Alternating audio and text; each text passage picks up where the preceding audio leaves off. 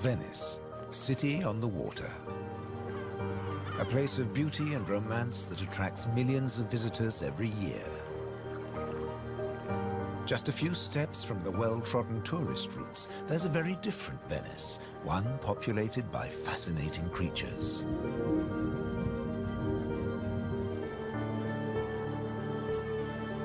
This film explores a Venice that few people ever see, a city that has a surprising double life.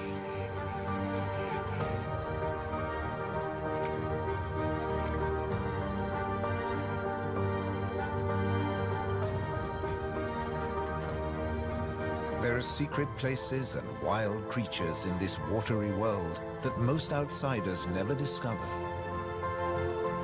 In the skies above, on the beaches, and in the canals are the true Venetians that live in every hidden corner of the city and the lagoon. Wild Venice is their home.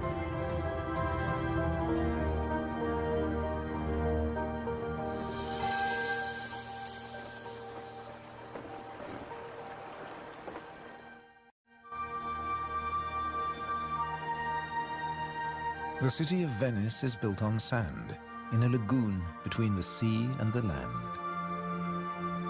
First formed from river sediments, man has since created an ecosystem as fragile as Murano glass.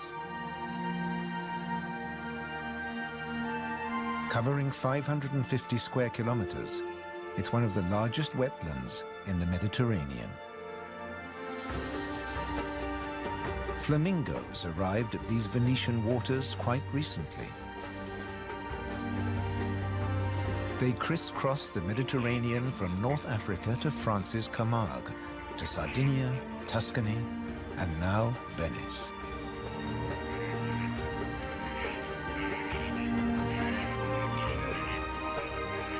They feed on vegetable matter and small creatures they find in the mud of the lagoon. In the shadow of Venice, the lagoon is the northernmost flamingo habitat in Europe.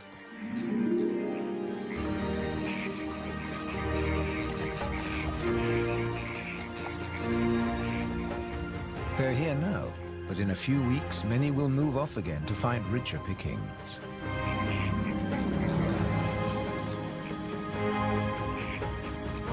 Their takeoff may look clumsy, but once in the air, their flight is balletic and elegant.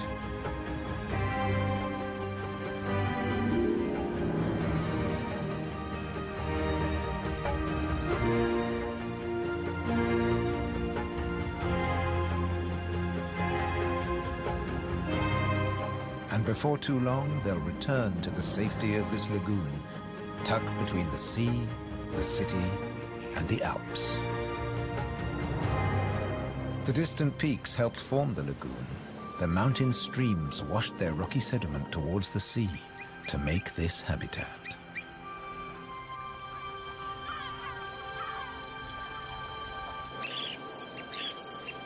Some of the lagoon's other birds are ready to leave. Dunlin, small waders, fed well in the rich mud. They rest on the wooden piles that support the whole of Venice.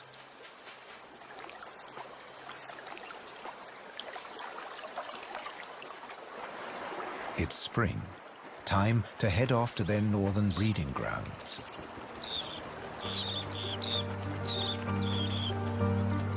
But the cormorants won't be lonely this summer. As the Dunlin fly away, other birds are flocking in. A bird's eye view reveals the full beauty of the lagoon. A labyrinth of uninhabited islands, intertwined canals, and swampy sandbanks.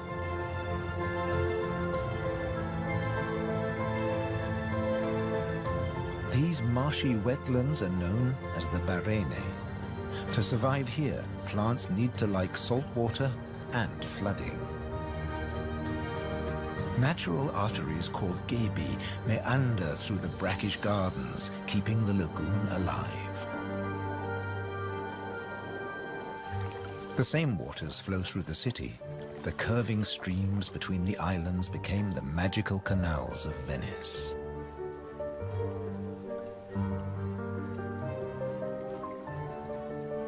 This is the city of bridges.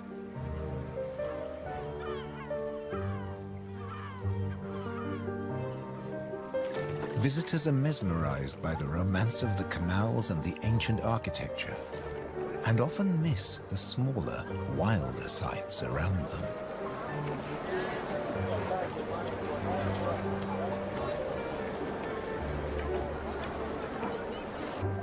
These mussels are true Venetian natives. And now, in spring, they're breeding.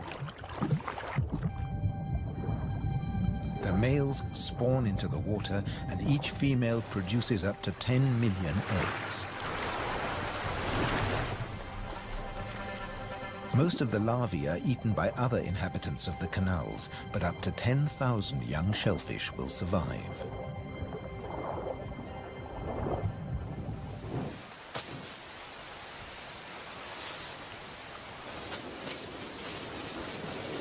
Just beyond the city, colonies of birds are breeding too.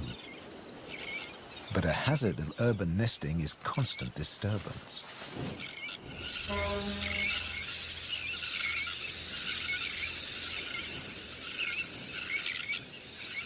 Little terns will quickly fly back to their eggs and can miraculously find their own nest scrapes in the crowded colony. Their cousins, the sandwich terns, lay their eggs directly onto the sand. If the terns are disturbed, they have little time for incubating their eggs. The sand won't keep them warm for long.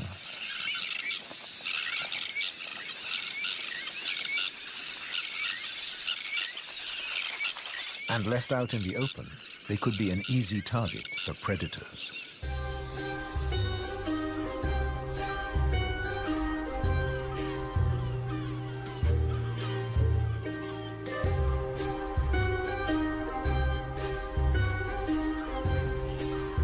Foxes are the biggest predators hereabouts.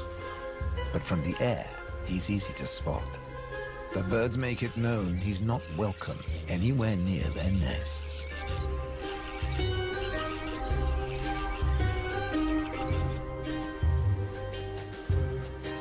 Foxes would rather not get their feet wet.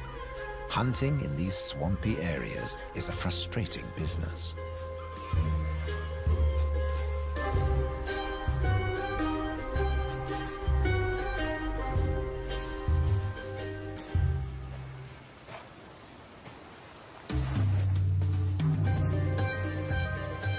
The grand leap disturbed another nesting bird. Now it's a question of following the scent.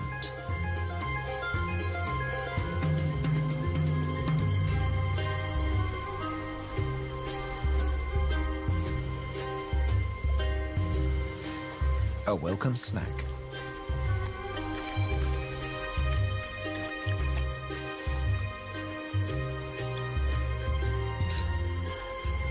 Just beyond the sand dunes is the busy colony.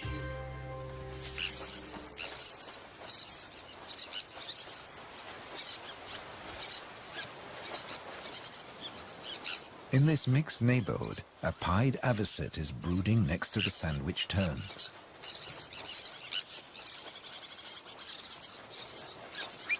With nests so closely packed, there can be conflicting territorial claims with the common terns.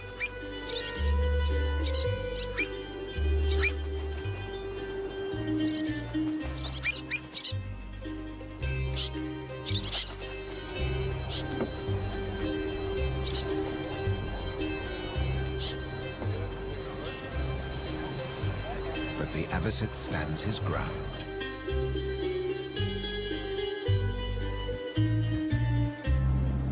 The Grand Canal is the main waterway of Venice, dividing the city in two. It follows the course of the ancient river Brenta that runs from the Alps all the way into the lagoon. It offers a journey through architectural history, starting in the 13th century.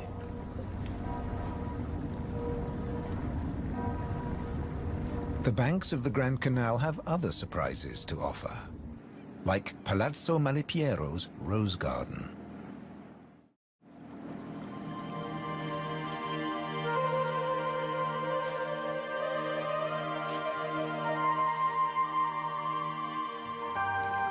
Nestled between the buildings is a hidden paradise.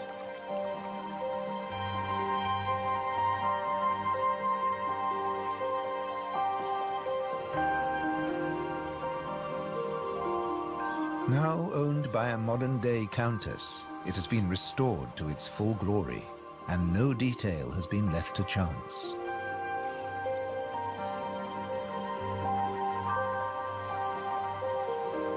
With the luxury of space in a city whose every square centimeter is exploited for maximum profit, it's also a sanctuary for many small animals.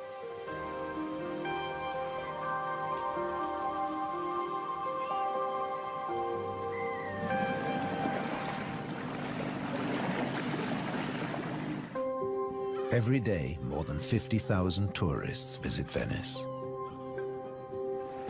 When the sun begins to set, the city's waterways empty. Venice belongs to the wild Venetians.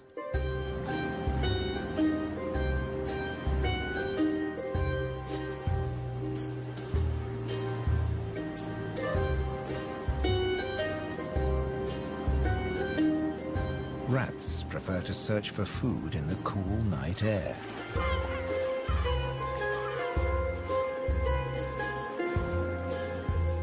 But they're not alone.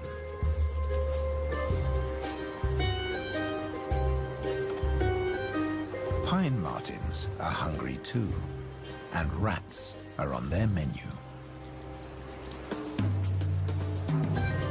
Pine martins are welcome in the city as they're natural rat catchers.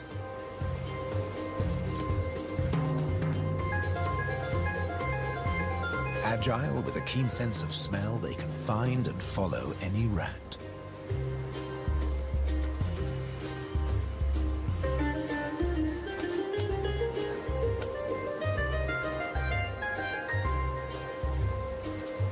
But they're endangered too. Since the rat population boomed, ironically, many martins have been killed by rat poison. The rat won the day, and the pine martin has to settle for dessert.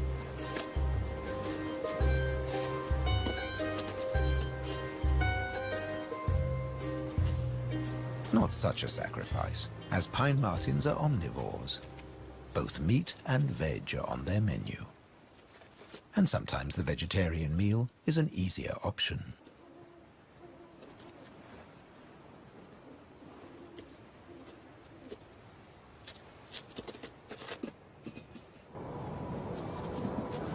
As the rat prepares to sleep, the city of Venice is beginning to wake up. The floating vegetable stalls are the first to move into action.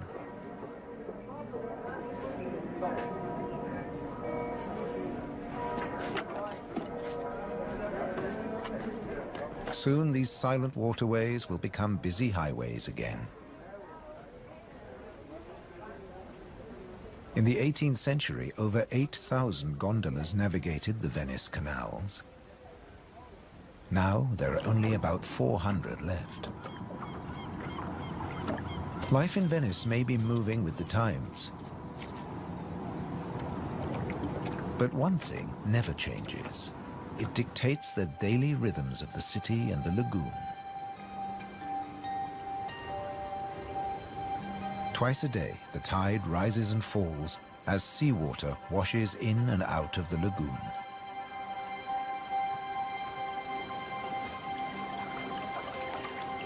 The water level changes by up to 60 centimeters. Smooth lakes disappear into swampy wetlands, only to return hours later.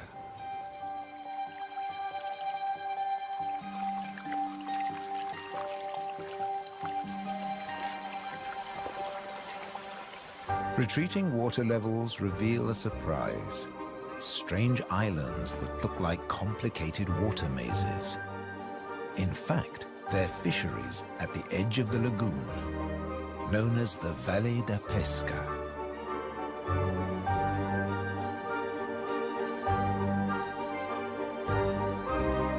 They've been worked by the same families for generations, using a simple but ingenious method.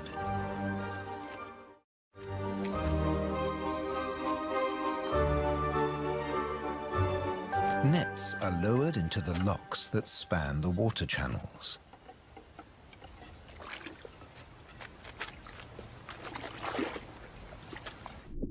In the springtime, the locks bar the way to the young fish that stream into the lagoon to feed.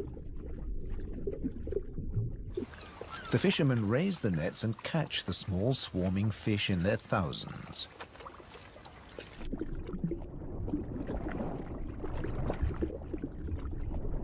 It's easy to scoop them out, but these fish are not for eating.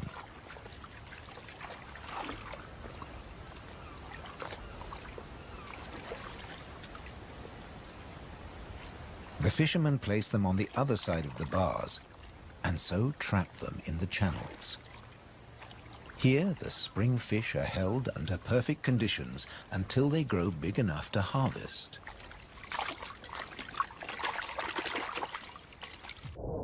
In the autumn, when the fish try to return to the sea, they're simply netted again. This time, they don't get away. Kingfishers have a more dramatic technique.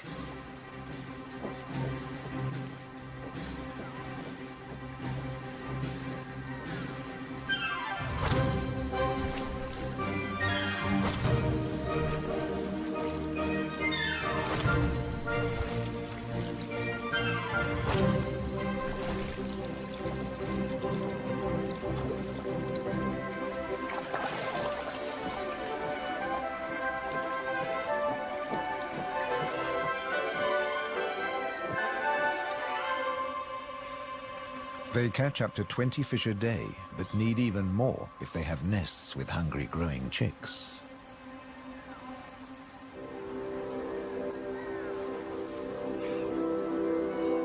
It takes enormous skill, but also violence. A sharp blow to the head stuns the fish. And when it stops wiggling, the kingfisher can turn it round without fear of it escaping. The scales and fins of the fish need to be in line.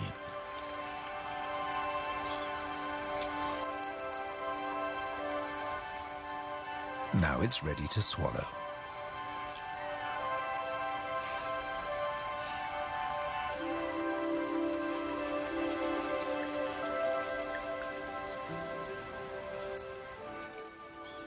These shallow, brackish waters at the edge of the lagoon are perfect hunting grounds for a kingfisher.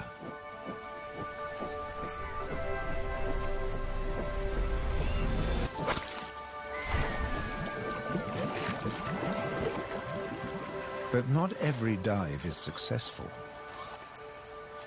They'll snatch the odd insect in the air, but 95% of the kingfisher's catch must be made underwater. The cormorant has an easier life, as does the little egret. And some don't even get their feathers wet while hunting. There are plenty of fish in the lagoon, but they're not only found in the wetlands. These waters flow through the city too. And there are fish to be caught in the canals. Beneath the bustling jetties of the famous vaporettos or water taxis, wildlife flourishes. Even here, the little egret can fish where the water is deeper and turbulent. It's not easy to keep an eye on a moving target from a moving base.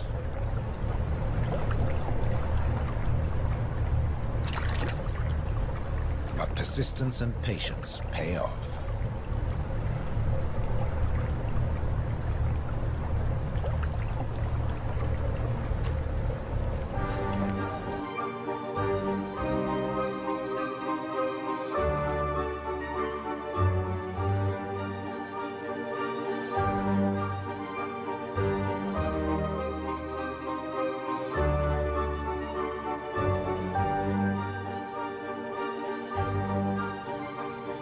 3 narrow inlets connect the lagoon to the sea.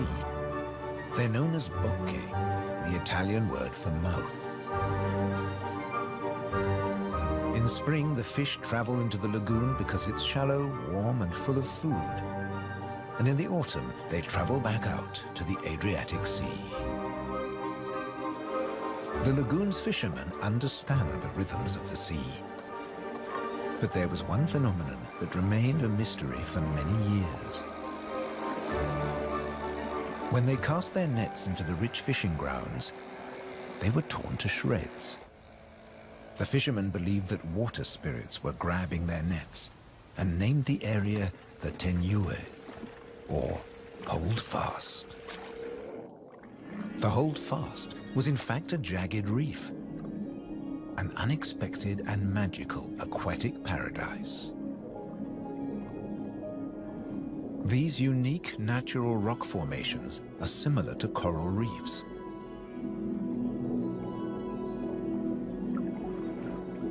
They're home to all kinds of remarkable creatures.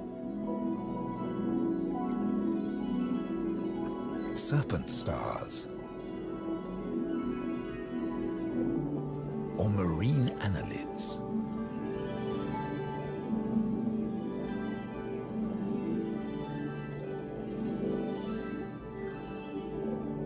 This precious area is now protected. Fishing is forbidden, diving strictly regulated.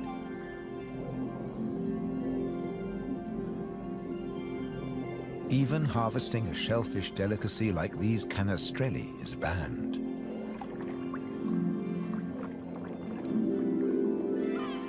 The city of Venice is lucky to have rich fishing grounds on its doorstep. The catch is seasonal, and in spring, the fish are small.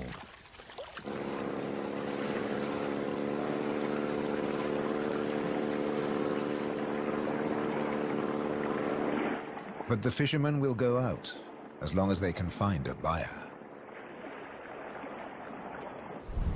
Only the weather can hold them back.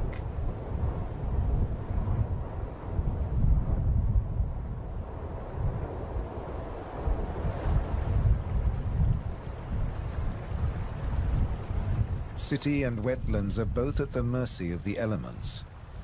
A storm is heading towards the lagoon. When rain-bearing clouds build up against the southern face of the Alps, and when warm southerly winds whip up the sea, water is driven into the lagoon, flooding the city and engulfing the swampland. This extreme high tide is known as aqua alta and can be disastrous for ground-nesting birds. Thankfully, it's rare in the springtime. It strikes more often in the autumn. Storms can vanish as fast as they arrive, and the limpid sunlight that Venice is so famous for bathes the city again. In early summer, Venice teems with tourists. The Bridge of Sighs is a popular attraction, but few visitors realize that real Venetian life is happening just a short distance away. In the Giardini, a spacious and peaceful city park, there are some surprising residents.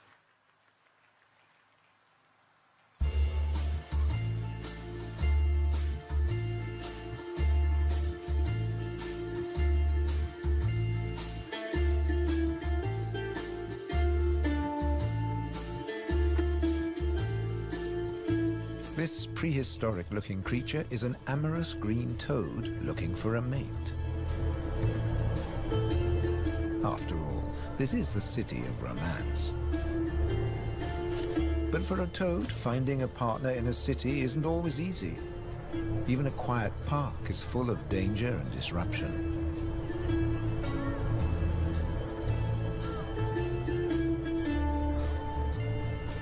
On the plus side, few of the park's visitors notice the presence of the toad, as it blends in so well with its surroundings.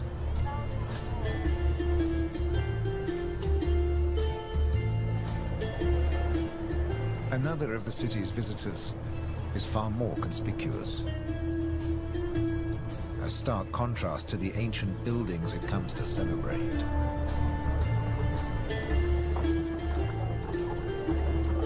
and a danger to the fragile city.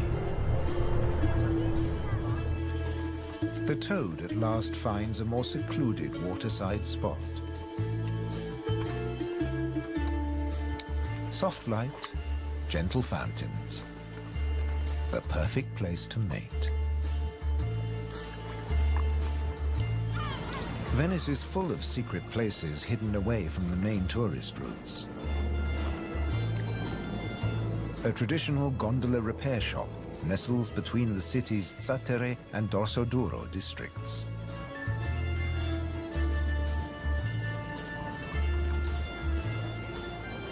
Craftsmen repair the boats in the peace of the backwaters. The tranquility also attracts some exotic-looking animals.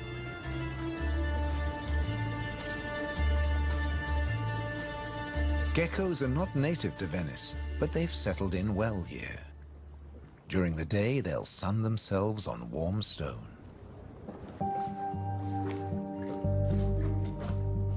They're waiting for nightfall, when the insects they eat will emerge.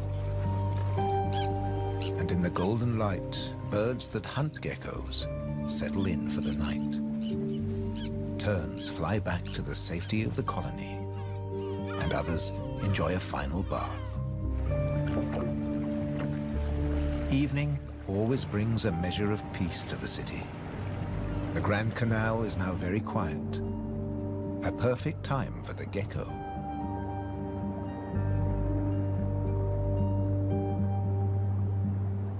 Geckos have evolved specially adapted feet that make them excellent climbers. Their toes are covered in millions of tiny branched flaps with incredible adhesive power, so they can grip and climb the smoothest surfaces, even glass. The city is empty now. The Grand Canal is deserted.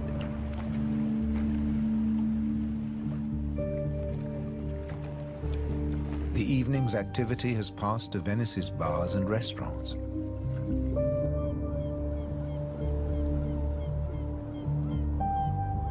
By the time the tourists are safely tucked up in their beds, the city is like a ghost town. Almost. A rat has ventured out to make the most of any scraps left behind. He must take care not to become a meal himself. Owls on the prowl. One little owl is distracted by bright lights. There's nothing here but fruit. No good for the owl.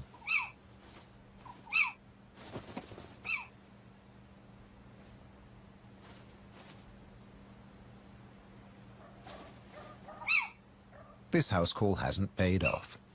Time to make a swift exit. The lucky rat will make it home tonight.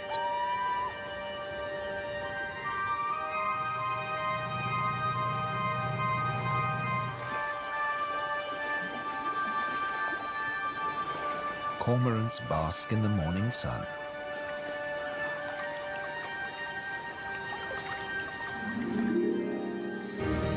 The terns start fishing early. The colony is now a hive of activity.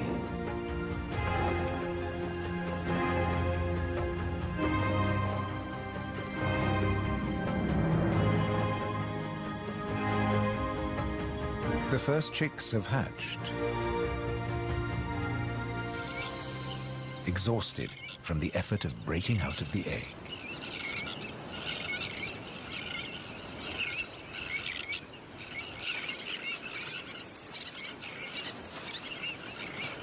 Around them, the colony has turned into a busy Italian restaurant as the adults noisily deliver their food.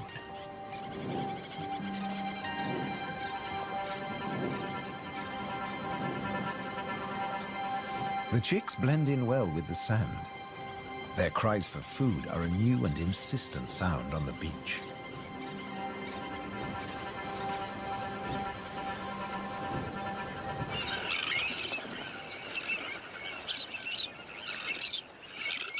Their calls are echoed by the adults, who do nothing else but feed these demanding youngsters.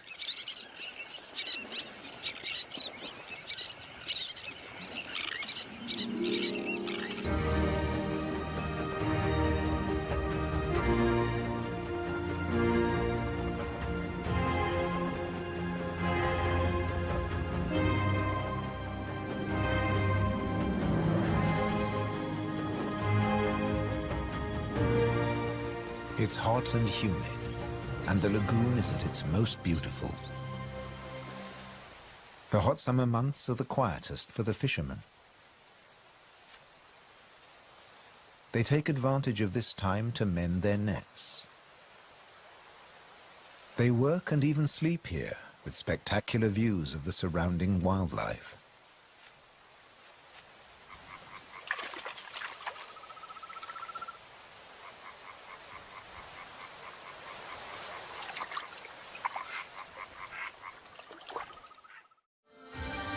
About 8% of the lagoon's surface consists of islands. 20,000 people once lived on Torcello. Now only the cathedral tower remains. Burano is known for its colorful buildings. San Francesco del Deserto is home to a Franciscan monastery. The island of Madonna del Monte is being swallowed by the lagoon, but the ruins of its monastery still stand proud.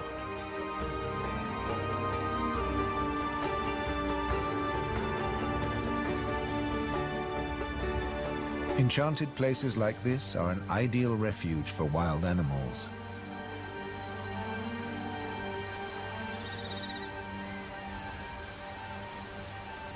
And the island's ancient monastery has some new inhabitants.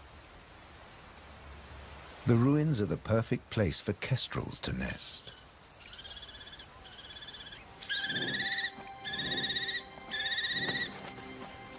The hungry chicks are nearly as big as the adults and almost ready to fledge.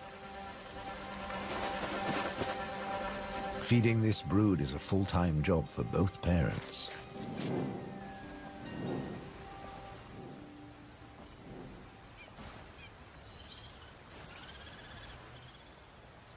Finally, curiosity gets the better of the young birds and they start to emerge from their hiding place.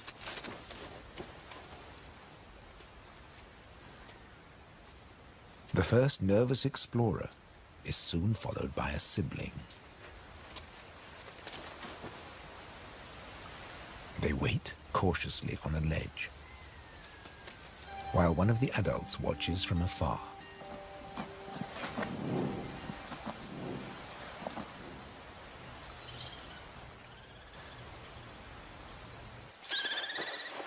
Their mother returns with food, and the young kestrels jostle to get to the front of the queue.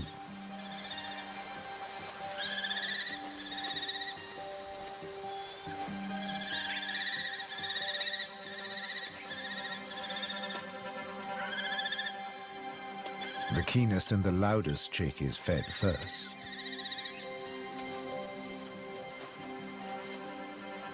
Soon the food parcels will stop.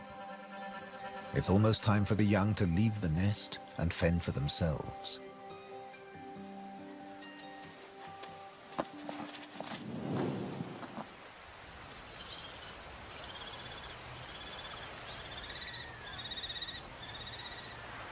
Not all of the lagoon is quite so peaceful. Venice's Lido, with its luxury hotels, is where the human bathers gather.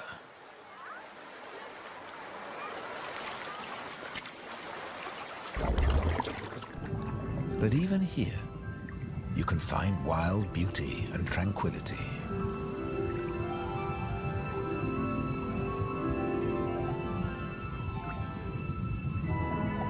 In the Tenue, Venice's reef, one of nature's most delightful performances is in full swing. The squid's mating dance. The pair move together like synchronized swimmers as waves of rainbow colors pulse along their bodies.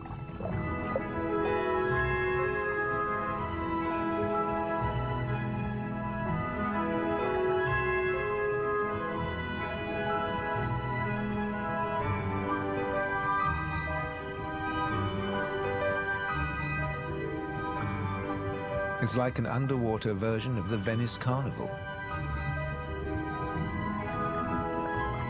complete with face masks and disguises.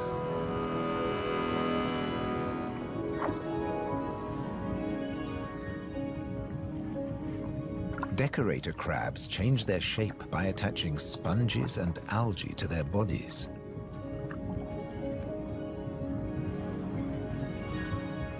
These bizarre disguises are excellent camouflage. The crabs creep past their neighbors and predators like living rocks from the seabed.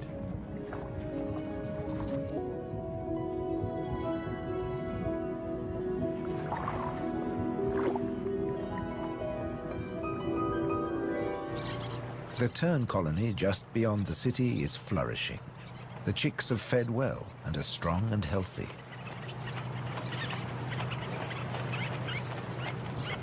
The young birds are gathered in a creche, with 1 or 2 adults looking after them all.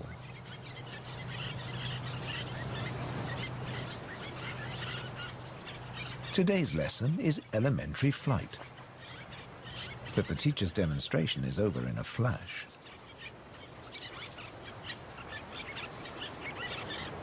The young birds flap their wings to exercise their growing flight muscles, but they're not ready to take to the air yet.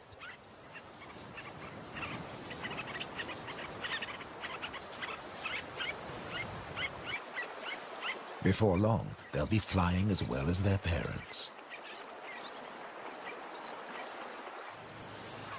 The young kestrels are also preparing for takeoff.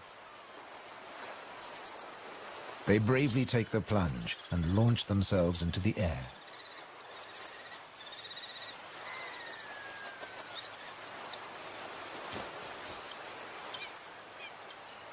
Dropping from a height makes their first flights easier. Once in the air, they're in their element and can glide and flap back to safety.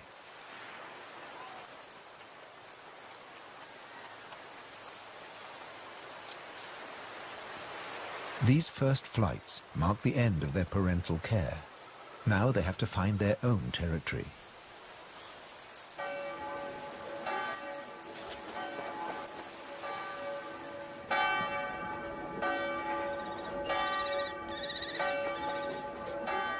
One of the kestrels has made its way to the nearby island of Burano. It's unlike the remote nest site, but it still has everything the kestrel needs. Just like the ruins, the brightly colored walls offer protection. These birds are welcome visitors, and the people here seem happy to have a kestrel watching over them.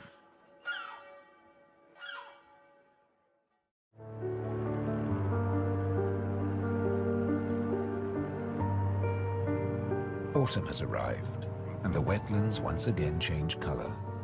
A plant called glasswort is responsible for this blush of pink. It flourishes in the swampy salt marshes.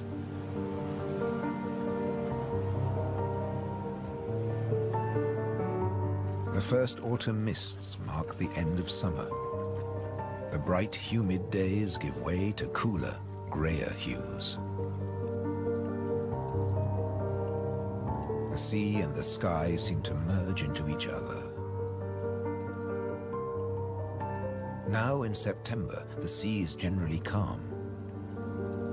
But from the autumn equinox, there are high tides. And sometimes, Venice floods.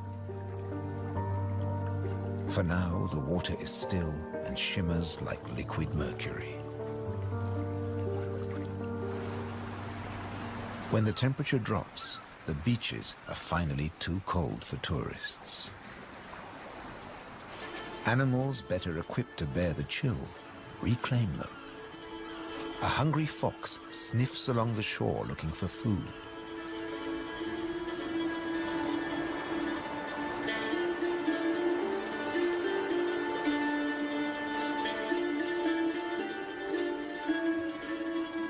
The fox has an excellent sense of smell and can see well in the twilight.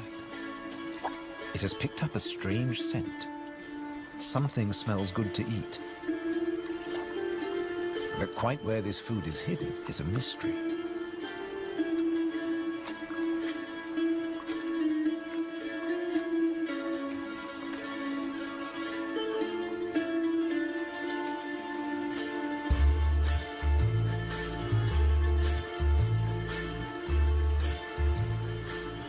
Crabs have been crossing the beach, leaving behind a number of trails, and the fox is very confused.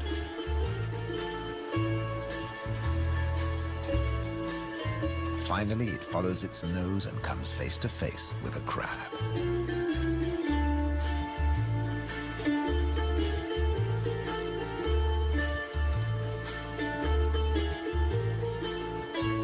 It's an unequal battle, but the crab has the advantage of armor and weapons.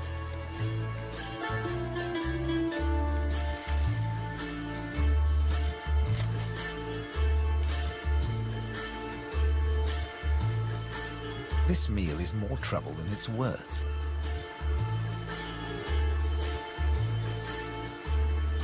There must be easier pickings.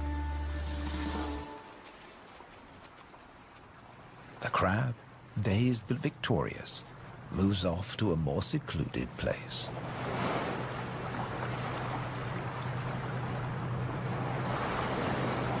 More crabs congregate on the shoreline looking out to sea.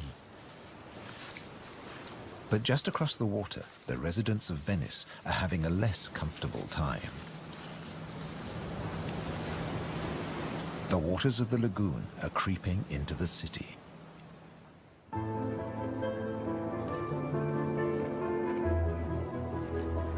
The autumn tides are getting higher, and water is seeping up through every available crack in the stones.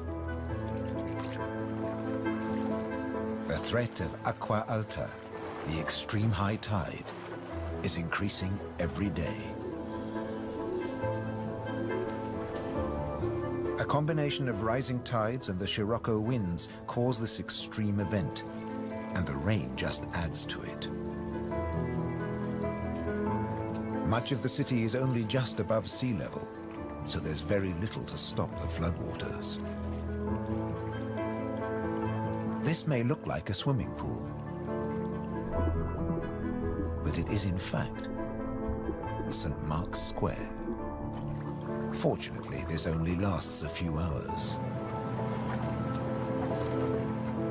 Soft winter fog wraps the landscape like a blanket and brings the year to a close for Venice and its beautiful lagoon. The visitors have marveled at its sights, but many have missed the most fascinating wonders of all, the wild side of Venice. The city is empty now, but visiting season for the lagoon never ends. As one creature leaves, another takes its place.